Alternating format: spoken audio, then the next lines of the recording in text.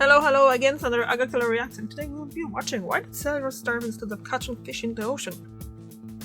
It's an interesting question because I never really thought about it. I never realized that the sailors did starve, although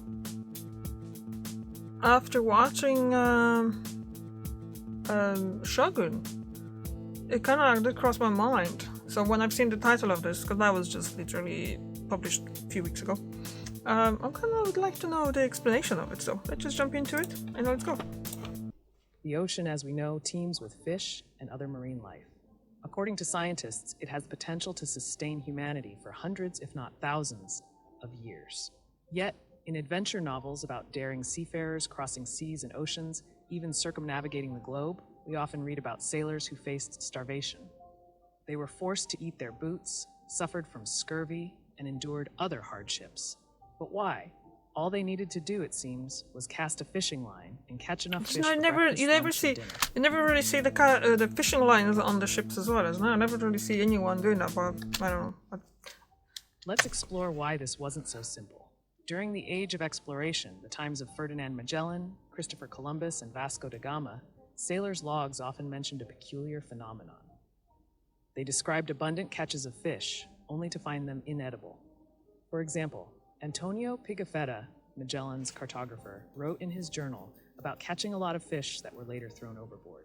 The same logs mention the death of about 40 crew members. Damn. Sailors were puzzled by these unfamiliar fish, but even familiar species sometimes turned out to be deadly. Who would expect that eating an ordinary sea bass or tuna could be fatal? A common belief held that only herbivorous fish could be poisonous, while predators were safe to eat. But this assumption hid a dangerous truth. Any fish could be lethally toxic. Really? Sailors tried various methods to ensure their catch was safe. The devout Spaniards sprinkled holy water on the fish, hoping it would protect them.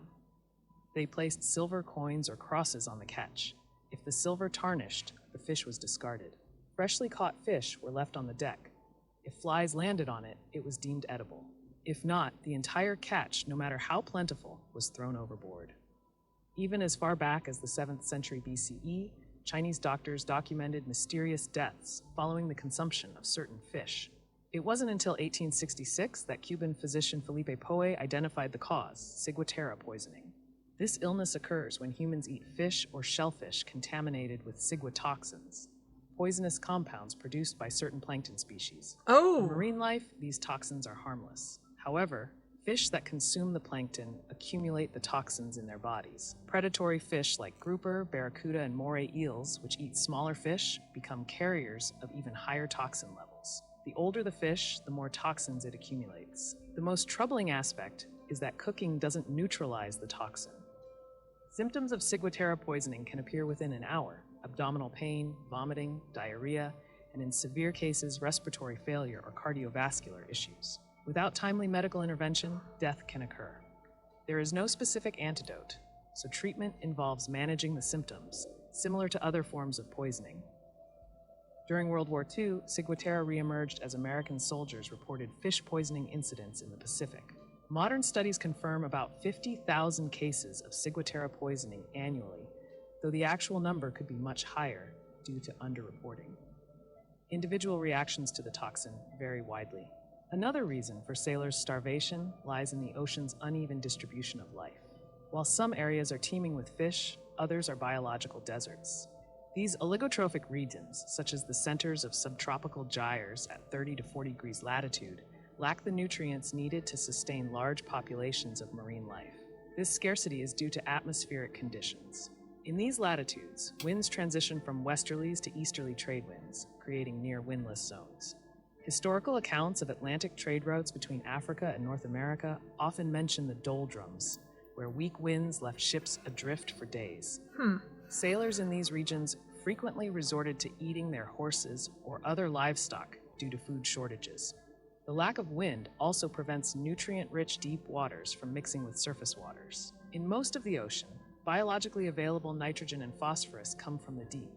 When strong winds or storms disrupt the water column, these nutrients rise to the surface, fueling plankton blooms. Without these processes, nutrient levels remain critically low, suppressing phytoplankton growth, the foundation of the marine food chain. Satellite images of ocean color reveal these dead zones as regions with minimal chlorophyll concentrations, represented in dark purple tones. This low primary productivity cascades through the food web, leaving little marine life for human consumption. These biological deserts existed long before the age of exploration and persist today, shaped by large-scale atmospheric circulation patterns. Magellan's route around the globe highlights this issue. His expedition spent significant time crossing the South Pacific Gyre, a region of nearly zero productivity, according to satellite data. Here, weak winds and sparse marine life combined to create a deadly trap. Ships drifted in windless expanses, surrounded by an ocean incapable of sustaining them. The twin challenges of toxic fish and biological deserts explain why sailors often face starvation despite being surrounded by water. Understanding these phenomena not only sheds light on historical maritime hardships, but also highlights the intricate balance of oceanic ecosystems that continues to affect us today. Also, check out our other videos. Yeah, that's kind of... The one with the here's why people in North prefer living in metal containers is kind of interesting. We shall... Stop. Okay. We're just gonna save it to watch later.